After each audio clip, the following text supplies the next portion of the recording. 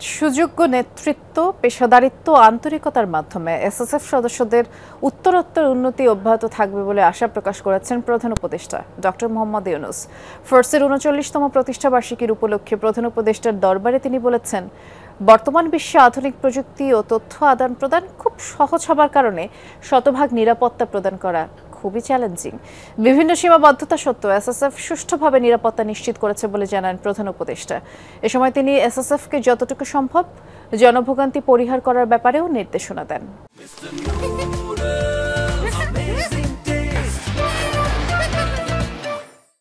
উপলক্ষে আয়োজিত এসএসএফ এর ৩৯তম প্রতিষ্ঠাবার্ষিকীতে প্রধান উপদেষ্টার দরবার। প্রধান অতিথি অন্তর্বর্তী সরকার প্রধান ডক্টর মোহাম্মদ ইউনূস।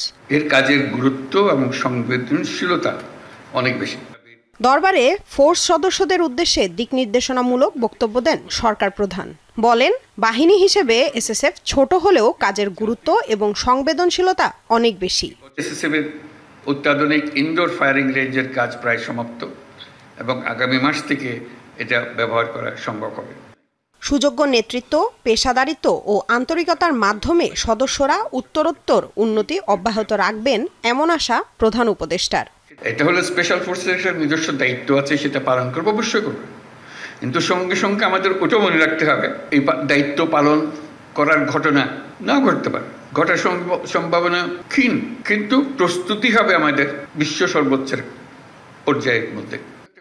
আধুনিক প্রযুক্তির কল্যাণে তথ্য আদান প্রদান খুব সহজ হওয়ায় শতভাগ নিরাপত্তা নিশ্চিত করা খুবই চ্যালেঞ্জিং। অন্তর্বর্তী সরকার প্রধান বলেন, সীমাবদ্ধতা সত্ত্বেও এসএসএফ সুচারুভাবে সেই চ্যালেঞ্জ মোকাবেলা করছে। বর্তমান বিশ্বে আধুনিক প্রযুক্তি ও তথ্য আদান প্রদান খুব সহজ হবার কারণে নিরাপত্তা হুমকির ধরন ও প্রকৃতি দ্রুত পরিবর্তনশীল। তাই শতভাগ নিরাপত্তা প্রদান করা খুবই চ্যালেঞ্জিং একটা বিষয়। বিভিন্ন সীমাবদ্ধতা সত্ত্বেও এসএসএফ সুষ্ঠুভাবে নিরাপত্তা নিশ্চিত করছে।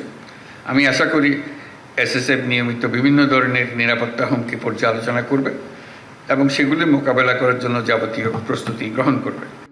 নিরাপত্তা হুমকি পর্যালোচনা করে তা মোকাবেলায় যাবতীয় প্রস্তুতি গ্রহণ করবে এসএসএফ, এমনটাই আশা প্রকাশ করেন ডক্টর মোহাম্মদ ইউনূস। এ সময় তিনি যতটুকু সম্ভব জনভোগান্তি পরিহার করার ব্যাপারেও নির্দেশনা দেন। নিরাপত্তার খাতিরে এসএসএফকে বিভিন্ন ধরনের সীমাবদ্ধতা আরোপ করতে হয়, যা অনেক সময় জনভোগান্তির সৃষ্টি করে। আমি মনে করি জনবিচ্ছিন্ন না হয়ে বরং জনসংযোগ ও নিরাপত্তার মেলবন্ধনের মাধ্যমেই এসএসএফ তার উপর অর্পিত সকল দায়িত্ব সফলতার সঙ্গে পালন করে যাবে। গত 10 মাসে দেশে বিদেশে এসএসএফ এর দক্ষতার সাথে দায়িত্ব পালন করায় প্রধান উপদেষ্টা সন্তুষ্টি প্রকাশ করেন। সকল ধরনের রাজনৈতিক মতাদর্শের ঊর্ধ্বে থেকে পেশাদারিত্বের সাথে কাজ করে যেতে হবে। লামিয়া তিথি, যমুনা নিউজ, ঢাকা।